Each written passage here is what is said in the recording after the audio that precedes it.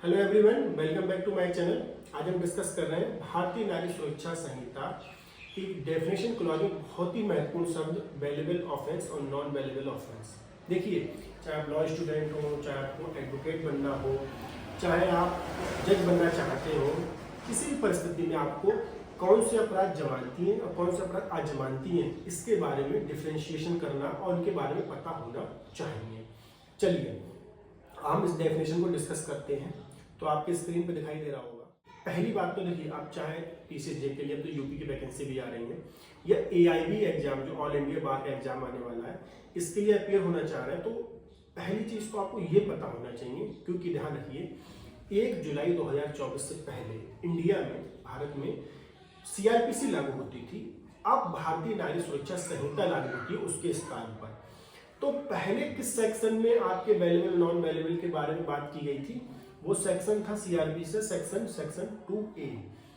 अब बात की गई है सेक्शन 2C में, यानी कि आपको ये पता होना चाहिए कि बेलेबल ऑफेंस और नॉन बेलेबल ऑफेंस अब बीएनएसएस की धारा 2C में डिफाइन है। ठीक है, ये बात पता चलो, इजी है, सरल है, आप याद कर सकते हैं। अब परिभाषा पे आते हैं। तो देखिए क्या लिखा गया, bailable offence means an offence which is shown as bailable in the first schedule or which is made bailable by any other law for the time being in force, and non bailable offense means any other offense। तो देखिए इस परिभाषा पर अगर आप गौर करें, इसका अगर आप सही से देखें तो ये बात दो बातें मेन निकल के आती हैं कि कोई भी अपराध आपके जमानतीय होगा, इसकी दो कंडीशन है। पहली कंडीशन क्या है, जिसको इस संहिता की पहले शेड्यूल में जमानती बताया गया हो, या फिर किसी भी एनी अदर लॉ जो for the time being in force, जो उस समय लॉ लागू हो रहा हो, उसके अंतर्गत जमानती बताया गया हो, तो ऐसा अपराध जमानती होगा। बाकी जितने अपराध बचे वो आपके अजमानती अपराध बन जाएंगे। ठीक है, तो अब अगर हम इस परिभाषा पर गौर करें, तो इसको इस तरीके से देखें तो दो बातें समझ में आएंगी कि ये परिभाषा जो है आपके डिफाइन तो नहीं करती है कि कौन से अपराध बेलेबल होंगे और कौन से नॉन बेलेबल होंगे, बल्कि क्लासिफिकेशन करती है। क्लासिफिकेशन का आधार क्या बताया कि कोई भी अपराध बेलेबल तब होगा जब वो इस संहिता की फर्स्ट शेड्यूल में उसे जमानती बताया गया हो, या फिर किसी एनी अदर लॉ जो उस समय फोर्स में हो उसके अंतर्गत उसको जमानती बताया गया हो। तो यानी कि ये बात समझ में हमारे आई कि किसी भी अपराध को अगर हमें ये देखना है कि वो बेलेबल होगा, तो उसकी दो कंडीशन निकल के आती हैं। या तो इस शेड्यूल की पहली अनुसूची में उसको जमानती बता दिया गया हो यहाँ पर, या फिर किसी भी लॉ के अंतर्गत जो उस समय ऐसा लॉ लागू होना चाहिए उसके अंतर्गत बेलेबल बताया गया हो, तो ऐसा अपराध जमानती होगा। बाकी जो जमान अपराध बचे वो आपके नॉन बेलेबल ऑफेंस में चले जाएंगे। चूंकि फर्स्ट शेड्यूल जो है आपके, उसमें कौन से अपराध है, उसमें अपराध वह हैं जिनको डिफाइन किया गया है बीएनएस में, यानी बीएनएस पहले ये आईपीसी थी।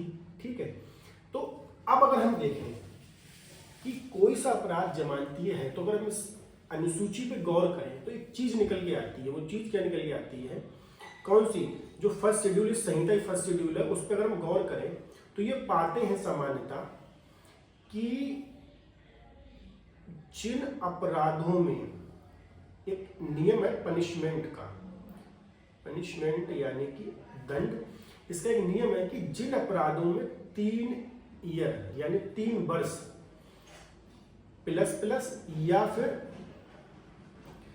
3 ईयर से कम, यहां पर अगर ज्यादा होगी तो उनको नॉन बेलेबल ऑफेंस में माना गया है। ठीक है, और अगर कम है तो बेलेबल ऑफेंस में आएगा। ये एक नियम माना गया। क्या नियम माना गया कि जिन अपराधों में 3 वर्ष से ज्यादा दंड है, उन अपराधों को क्या माना गया, उन अपराधों को नॉन बेलेबल ऑफेंस की कैटेगरी में डाला गया। और जिन अपराधों में दंड का सीमा 3 वर्ष से कम है, उनको सामान्यतः बेलेबल माना गया। परंतु अब यहां पर रुकना है, परंतु ये नियम क्या है, कंप्लीट नहीं है, इसका एक्सेप्शन है। जैसे एक्सेप्शन क्या है, अगर आप देखें, इसको हम इधर देखते हैं,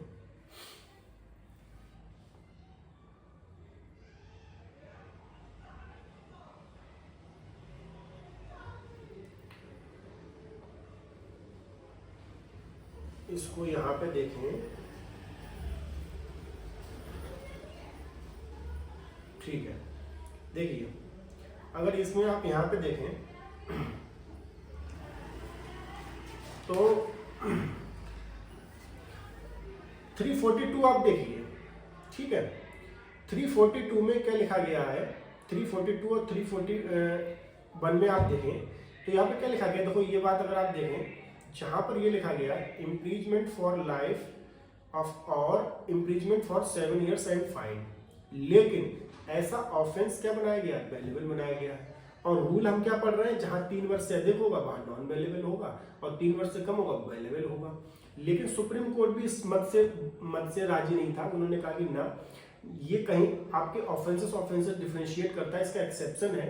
सामान्यता जनरल रूल ये है कि 3 वर्ष से अधिक होगा तो नॉन बेलेबल होगा, 3 वर्ष से कम होगा तो बेलेबल होगा। परंतु देखो यहाँ पे आप देखिए सेक्शन 341 का यहाँ पे क्या लिखा है, किसके लिए इम्प्रीजमेंट दे रहे हैं 7 years एंड लाइफ और इम्प्रीजमेंट फॉर 7 years, परंतु अपराध बेलेबल बना दिया गया है। ऐसी अगर आप देखो फॉल्सिफिकेशन ऑफ अकाउंट्स देखो, अगर आप देखें तो यहाँ पे अपराध 344 में यहाँ पर क्या इम्प्रीजमेंट फॉर 7 years और फाइन और बोथ, और अपराध कैसा है, बेलेबल है। यहाँ पर भी 7 year दिया गया, दंड की सीमा 3 वर्ष से ज्यादा, परंतु अपराध बेलेबल बना दिया गया। तो कहने का मतलब ये है कि रूल तो ये है कि भाई आपके क्या रूल है, रूल ये है कि पनिशमेंट के आधार पर 3 years से ज्यादा हो तो नॉन बेलेबल होगा, 3 वर्ष से कम होगा तो बेलेबल होगा, परंतु ये नियम कंप्लीट नहीं है। इसके एक्सेप्शन है, वो मैंने आपको बता दिए।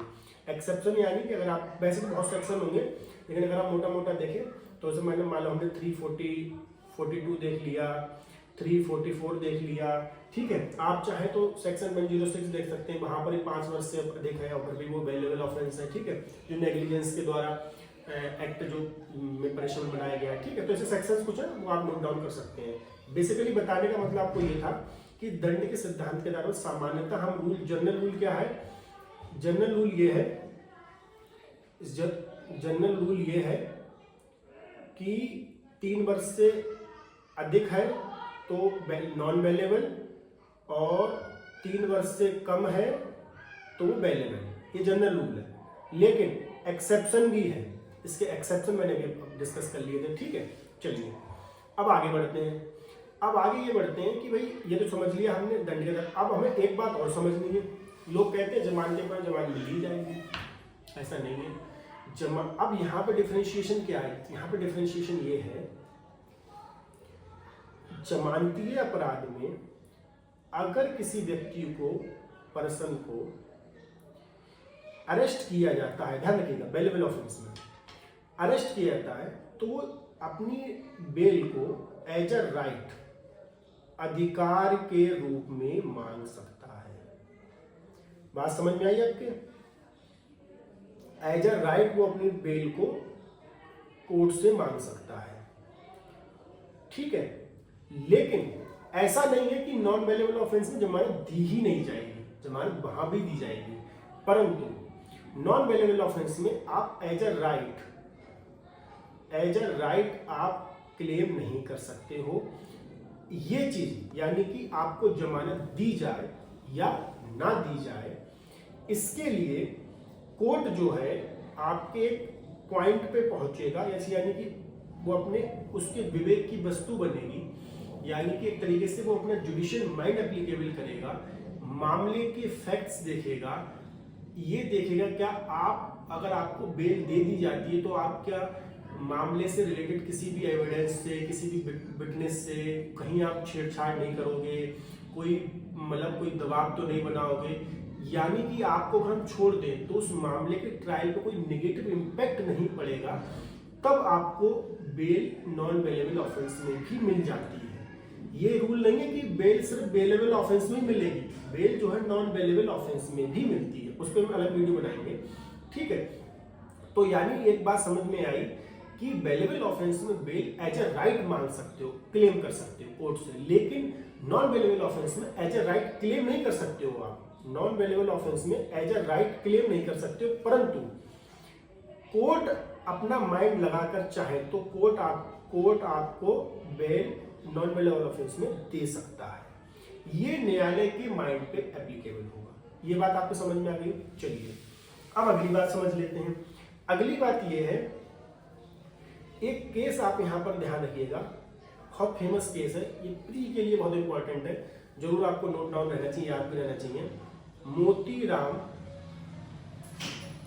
वर्सेस स्टेट ऑफ एमपी का केस है, और ये केस है 1978 का। ठीक है, इसमें एक बात कही गई थी, इसमें एक बात ये कही गई थी, अगर हम देखें इसमें एक बात ये कही गई थी, इसमें क्या बात कही गई थी, इसको ऐसे देख लें। इसमें एक बात कही गई थी,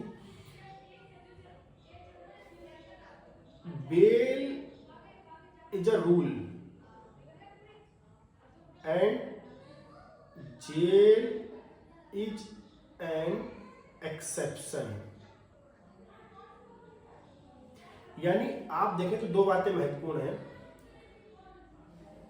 बेल को क्या बनाया गया, नियम बनाया गया है कि बेल क्या है, वो आप नियम के तौर पे देंगे, ठीक है, और जेल जो है उसको आप कैसे देंगे, एक्सेप्शन के तौर पे देंगे। यानी कि ये कहा गया जमानत एक नियम है और कारावास एक अपवाद है। ये कहा गया कि आप सामान्यतः बेल को एज अ रूल एप्लीकेबल करिए और जमानत जेल को एज अ एक्सेप्शन कंडीशन में दिए। क्योंकि देखो, हम थ्योरी ऑफ पनिशमेंट अगर आपने पढ़ी होगी तो जो प्रेजेंट लीगल सिस्टम है, प्रेजेंट क्रिमिनल लीगल सिस्टम जो है, वो आपके रिफॉर्मेटिव थ्योरी पे बात करता है, ताकि कैसे हम किसी भी अपराधी को, किसी भी एक्यूज्ड पर्सन को जो फर्स्ट टाइम ऑफेंडर है, जिन्हें पहली बार अपराध किया, उसको कहीं वो हैबिचुअल ऑफेंडर की संगति में आके एक हैबिचुअल ऑफेंडर ना कन्वर्ट हो जाए, इसलिए बेल को दिया जाता है ताकि वो सोसाइटी में रह के अपने द्वारा की गई गलती जो भी है उसकी सजा बाद में काटे, लेकिन फिर भी वो हैबिचुअल ऑफेंडर की संगति में नहीं आए। तो कहते हैं ना, संगत से गुण आत और संगत से गुण जात। चलिए, तो ये हमारा बेलेबल और नॉन बेलेबल ऑफेंस का वीडियो था। अगर आपको वीडियो पसंद आई हो तो आप प्लीज चैनल को सब्सक्राइब करें, शेयर करें, वीडियो आया शेयर करें और कमेंट करें अगर आपको कंटेंट से रिलेटेड कोई भी और जानकारी चाहिए, कोई डाउट हो तो आप उसको शेयर कमेंट कर सकते हैं। धन्यवाद।